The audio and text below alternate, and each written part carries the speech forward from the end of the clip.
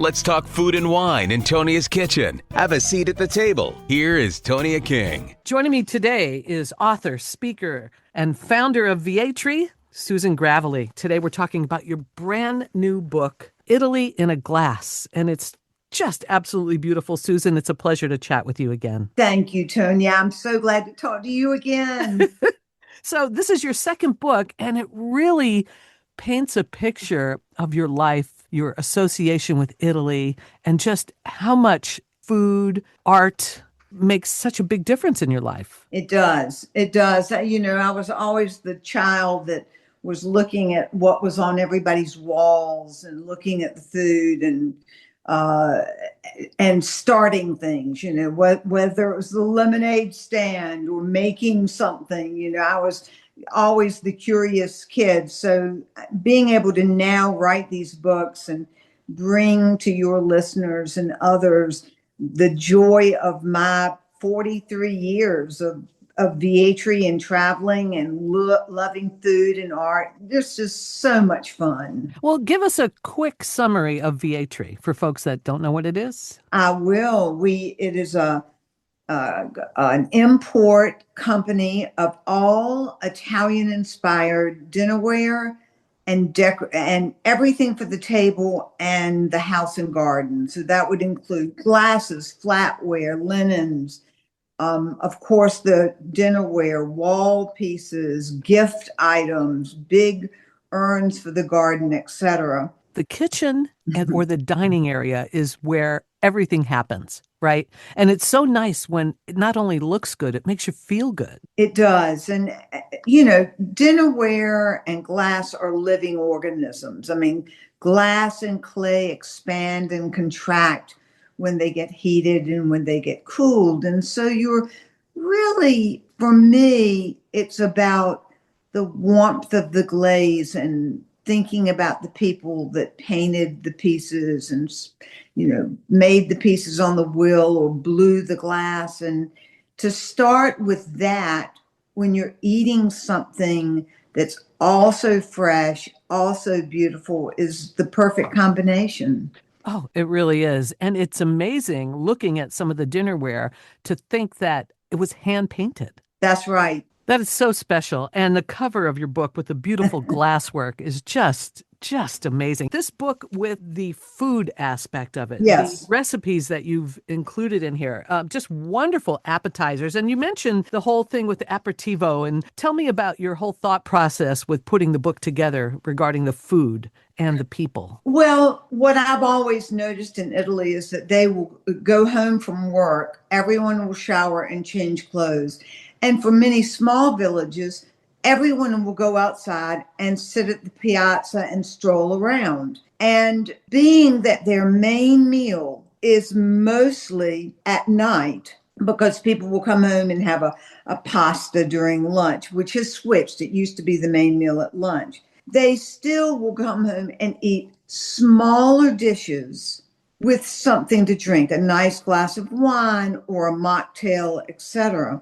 So when I was writing these books and deciding on who I would write about, I would think about those experiences and then ask them to give me some of their favorite recipes. So all the recipes are from Italians, from their families, or something they've created. Well, my favorite that I have now made 4 times is something called asparagi fritti al sesamo.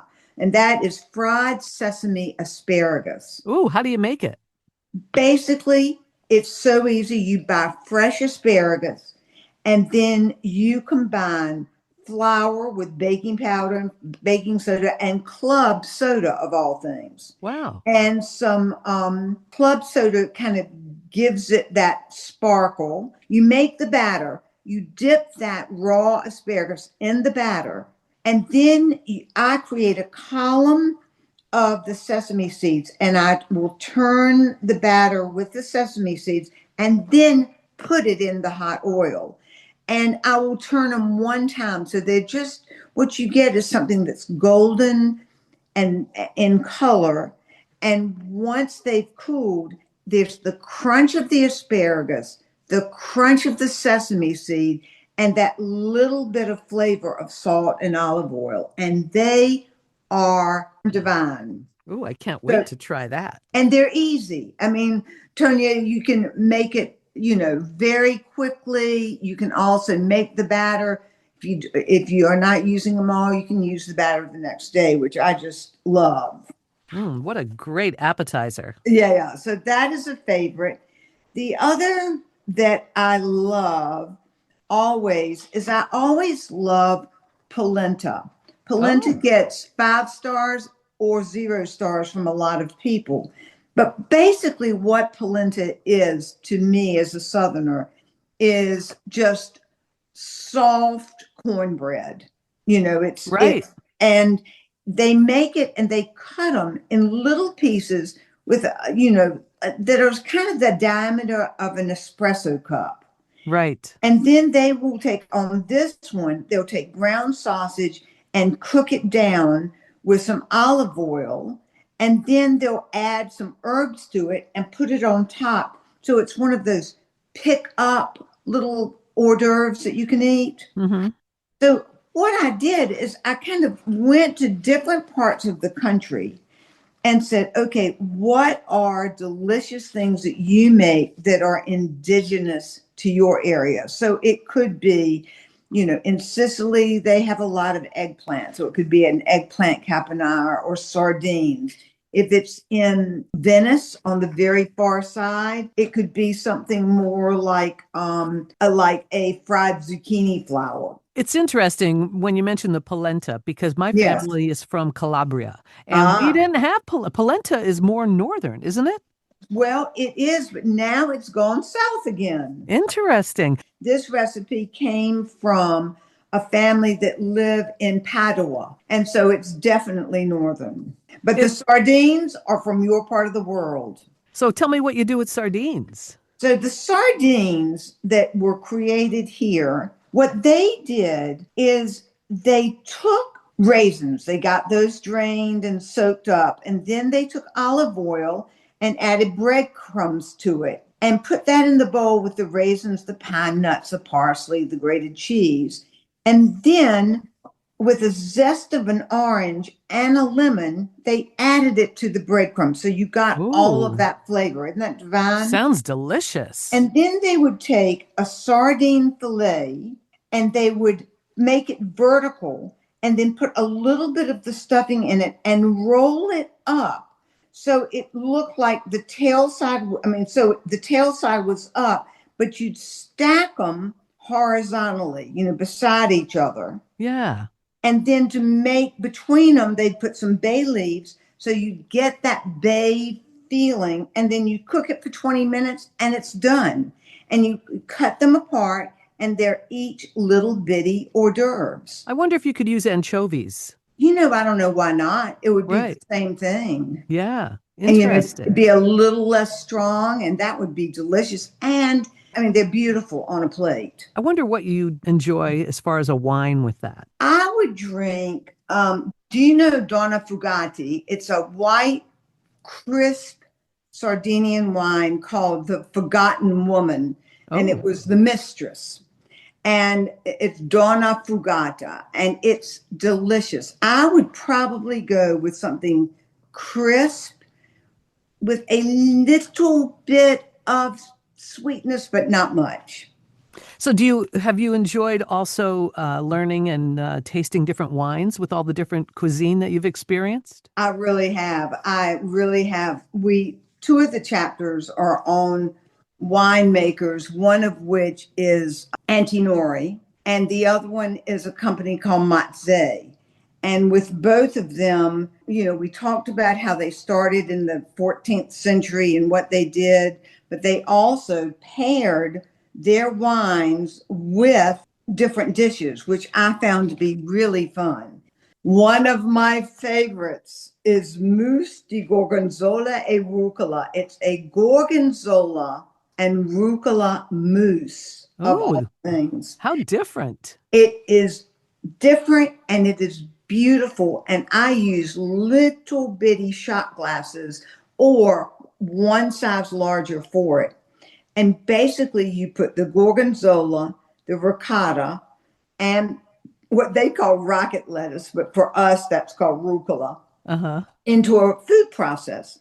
And you get it real smooth and you dribble in olive oil to get it more creamy, add some salt and pepper, and then add a little bit of heavy cream. This is not for the people on a diet, just to make the mousse the right consistency. You put it in little jars or ramekins, you get it really cold, and then you chop walnuts and some lettuce on top of it. And I also added just a stem of carrot and a stem of celery just to add something to make it look more beautiful. It is out of this world and so easy. It's a blender mousse. I can't wait to try that. It's so exciting when you can talk to somebody about a recipe that they're really excited about. Oh, well, this comes from a lovely family named the Fatigatis. And Giovanni Fatigati, who is a conte from a long line of family, started one of the oldest porcelain companies in Italy called Este. And they live in this small medieval walled town called Este. And not only does he do the most beautiful porcelains that you'll find in Tiffany's and Gumps and places like that, his wife is a fabulous cook. So it is always fun to go visit them. Let's talk about the stories that you have in here. It's so interesting how you approach the book with visiting all these different families and talking about their work, their history, and the menu that they usually eat. So Right. tell me a little bit about that whole concept. There are some people that sound very interesting. I didn't even have a chance to go through the whole book, but like the one woman that I'm looking at, Marina. Oh my gosh, Oh Marina my, Calamai. that's what's so exciting about this book, Susan, is it's so much fun to read your story about meeting these people. It makes me want to say, I wish I could meet them. Well, one of the things I do in this book is at the end, I give the addresses of where people are because that's the most important part of it. I mean, life is about communicating, and it's communicating with food, with drink, with voice, with laughter, with tears, just being curious about other things than your own life. Marina, I met in several ways. I've been told about Marina through a Greek friend who owns an agriturismo outside of Florence, who I wrote about in my first book. And her name is Xenia Lemos, and she was a friend of Marina's. Marina is from a very old Florentine family, and she still is super athletic. Met her husband while she was skydiving off of some of the mountains outside of in Tuscany, and he drove up seeing this woman flying down, skydiving, and that's how they met. But Marina is an artist and a jewelry maker. She has a little bitty shop that is on the Arno, on the Pitti Palace side. And her jewelry is either out of bronze, or you can have it in silver, you can have it in gold. And she does things like a heart, or she does paint brushes that make into a bracelet, all sorts of things, but in a really interesting artistic way. On top of that, when her two boys were young, one of them was so active that she would make things like 4 feet tall, 5 feet tall cupcakes. And it would be a cupcake, and then you'd open it up, and there'd be a light, and there'd be a little place to sit so that he could go in and study and feel like he was in a cupcake. How interesting is that, right? That is her. That is her. Wow. And from there, she got into very much involved with herbs. And from there, she started creating labyrinths made with wonderful, good smelling aromatic bushes that she would have at each place where you stop, because she'd have this big barrel with dice in it, and children would roll them and go to that place. There would be quotes about food and herbs and flowers. People are so enamored with it. There's now one in Rome. There are two in Florence, and she's creating one somewhere else new at this point. But she is a truly creative, dynamic woman. She got involved then into making tables, and on one of the pages with some strawberries and some easy appetizers, she created their dining room table to look like the world, and then put a hard acrylic on top of it. In her country house, she has round tables that are like a slice of lemon, a slice of orange, a slice of watermelon. So she never stops creating. I think it's great that you are documenting all this in these books, because the stories of the people that you are meeting, it's so interesting and fascinating, because it gives us a look into some of these families in Italy that many of us don't have that opportunity to experience. That's absolutely true. And that's how I felt, because, when I was naming the chapters of the book, I didn't want to do the normal, names. I wanted everyone to feel, the difference of opening your house, creating an inviting atmosphere, welcome warmly, spark connection, easygoing elegance, celebrating craftsmanship, entertain anywhere, don't wait to celebrate, find the humor, things that we all at times kind of get stuck in our own ways and think, okay, what can we do that's going to be easy, that's not going to overwhelm me, that I feel like I can do, and I'm not going to be judged if it's good or bad. And part of working and loving Italy and having so many friends there, that is the way Italians do. They don't worry so much about the table or the perfection of things. It's important to just be together. I mean, one of the Antinori sisters was saying every night she expects at least 10, and sometimes there are 25 people for dinner. And I go, what do you do when there's 25? She said, it's the loaves and the fishes. It just expands. And every night she does this. And that's what I love about being there. And what I many times feel, it was easy for me to connect because I'm Southern, and we always had our house open to a lot of foreigners with my father and tobacco. And we were always looking at a globe and Daddy saying, look how small the world is. You need to go because you're only a plane ticket or a phone call away. And then meals would be, Southern meals, because foreigners want to eat in the culture they're in, right? Right. Not Absolutely. the other. And but then Daddy would come home and come to our schools and tell us about eating on the floor with their hands, if it was somewhere in Africa and they were eating that way. So I grew up loving differences, loving Absolutely. the diversity of food and wine and being with people. I find it so cool that you are a Southerner, but you really speak like an Italian. Thank you. So Yeah. exciting. That's why I think I'm so connected to what you're doing, because it feels Tanya. like home, and you're able to relay that to others.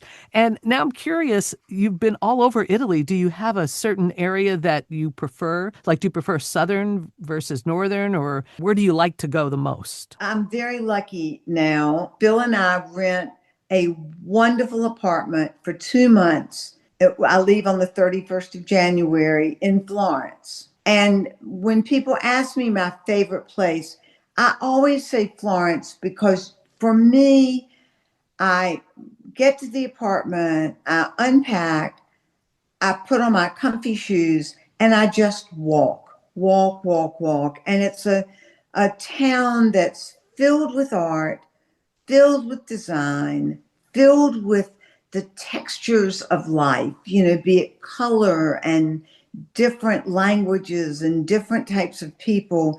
And I can disappear in that town versus being here where I have luckily met so many people and speak in so many, to different groups or business schools. And I love it. But I love learning how to be quiet and to disappear and think and then be able to write.